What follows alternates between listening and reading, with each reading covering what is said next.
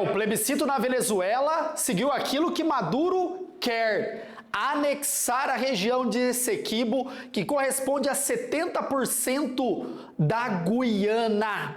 Guiana, que no passado era a colônia da Inglaterra. Tá, qual será o posicionamento da Venezuela a partir de agora? Vai invadir a região e anexar, passando por cima da Corte Internacional de Justiça, que diz o seguinte: Venezuela, você não tem direito a esse território pertence à Guiana. Ou será que foi somente um blefe para ver a popularidade de Maduro na Venezuela? Ou será uma cortina de fumaça porque nós vamos ter eleição na Venezuela? Ou será que nós tivemos outros atores que estimularam Nicolás Maduro ter esse posicionamento para pensar, pontos de interrogação nos Estados Unidos? Será que Maduro está fazendo isso por conta de um chamado de Vladimir Putin? Tem que ajudar a Ucrânia, tem que ajudar Israel, tem que ajudar a Guiana. Então, são várias frentes que enfraqueceriam o governo de Joe Biden e colocaria a opinião pública estadunidense contra Joe Biden, já que os gastos militares nesses conflitos são imensos e a economia nos Estados Unidos está caótica. Qual o cenário você acha que é o mais plausível pós-vitória de Maduro no plebiscito? Maduro vai invadir? Maduro só jogou uma cortina de fumaça por conta das eleições? Maduro blefou só para ver a sua popularidade dentro da Venezuela antes das eleições? Ou foi mando de Vladimir Putin, esse reboliço aqui na América do Sul para colocar pontos de interrogação, dúvidas nos Estados Unidos? Coloque aí nos comentários, é importantíssima a sua participação e desce o dedão no like e se inscreva no canal de educação. Tá, quais são os problemas que o Brasil, que é um ator importante nesse conflito, pode ter? Primeiro, o Brasil, ele tem uma diplomacia pautada onde? Na paz. Então, o Brasil é o país que é contrário aos conflitos. Você vê aí nos últimos pronunciamentos do presidente Lula esse posicionamento. O Brasil, ele coloca Estados Unidos e Europa, que são promotores de conflito tanto no Oriente Médio como na Europa, lá na Ucrânia, como agentes negativos dessa nova ordem mundial que tem que procurar a paz, que tem que resolver problemas sociais como a fome. Ao invés de gastar dinheiro com armas, deveria acabar com a fome na África, investir em energia sustentável. Então o Brasil tem essa narrativa, uma diplomacia voltada à paz, uma diplomacia voltada a questões econômicas. E esse conflito pode ir totalmente oposto daquilo que o Brasil prega no cenário internacional hoje, que é a questão da paz, que é a questão do foco econômico. Então, você tendo um conflito aqui na América do Sul, em área de fronteira, você vai colocar em risco as populações que vivem lá, né? São populações já vulneráveis, geralmente quase sempre áreas de fronteira são áreas esquecidas. O Brasil, ele não resguarda as suas fronteiras da maneira que deveria. Você tem ali buracos na nossa fronteira que narcotraficantes entram e saem dentro do nosso território e ninguém faz nada. Você tem áreas no extremo do Amazonas que é de livre passagem para criminosos. Você tem também essas áreas de fronteira com a Venezuela, também com falta de homens para fazer a segurança ali. Então o Brasil, ele não resguarda suas fronteiras, então nós vamos ter o quê? Possível problema ali, referente, por exemplo, à entrada de cidadãos da Guiana no nosso território. Só para você ter uma ideia, ali naquela região de Essequibo, mais de 200 mil pessoas vivem lá. Claro que é mais em direção ao litoral, mas você vai ter uma corrente migratória em direção ao Brasil.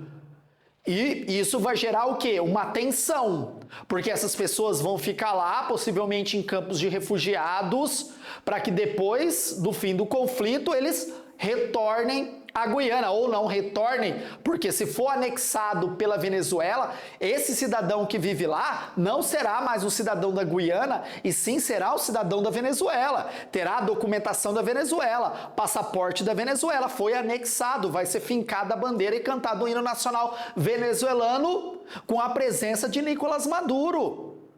Então, nós vamos ter o que ali? Uma tensão gigantesca na fronteira. Fora que você tem ali fronteiras mal demarcadas.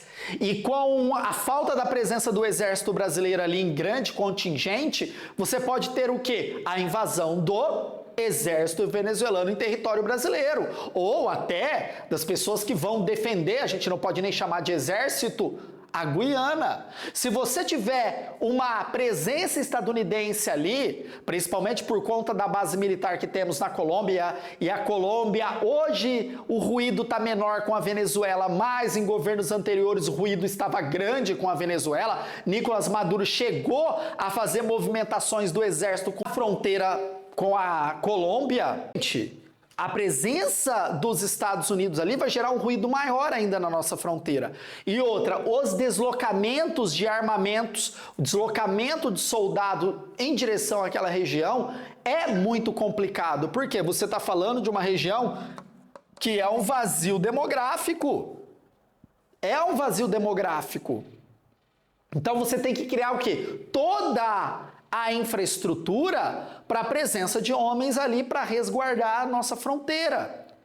E aí todo mundo sabe que um míssil que poderia ser lançado da Venezuela em direção àquela região, que cai no território brasileiro, e aí qual vai ser o posicionamento do governo brasileiro frente a isso? Cara, é guerra, isso acontece. O Brasil vai condenar Nicolás Maduro, já que o Brasil, nesse governo atual, tem uma relação amistosa? Será que o Brasil vai colocar a Venezuela contra a parede pedindo o fim do conflito? Vai gerar uma tensão, e nós não sabemos se Vladimir Putin tem o dedo nisso, se está incentivando esse conflito, e aí o Brasil vai se posicionar contra um membro dos BRICS, mas Brasil, Rússia, Índia, China e África do Sul, olha aqui, ó, a Rússia, até a China tem uma conversa bem direta com o governo de Nicolás Maduro. Você tem o Irã com uma conversa também direta com o governo de Nicolás Maduro.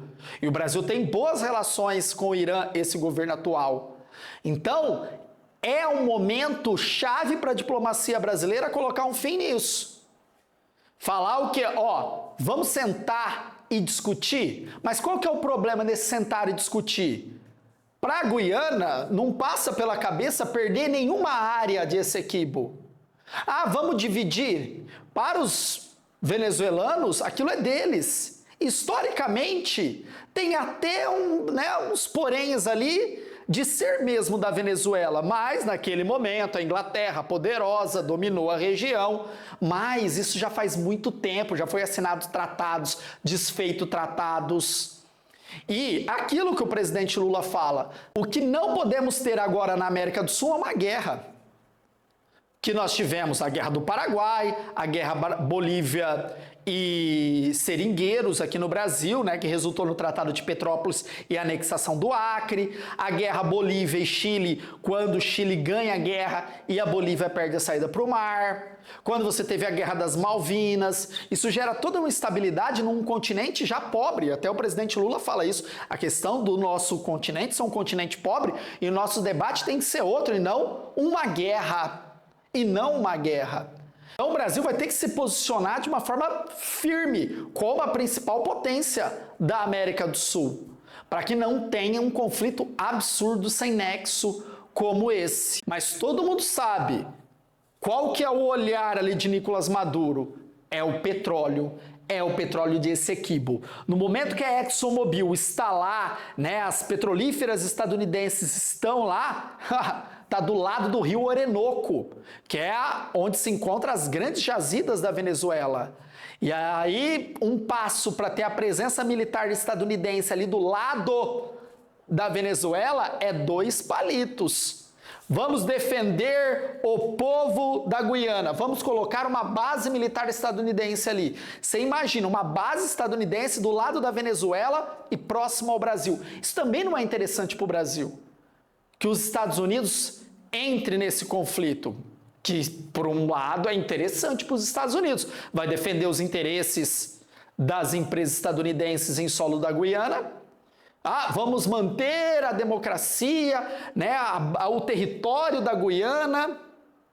Cara, olha isso, que absurdo que pode acontecer por conta de uma fala, né, e de uma possível ação da Venezuela de Nicolás Maduro.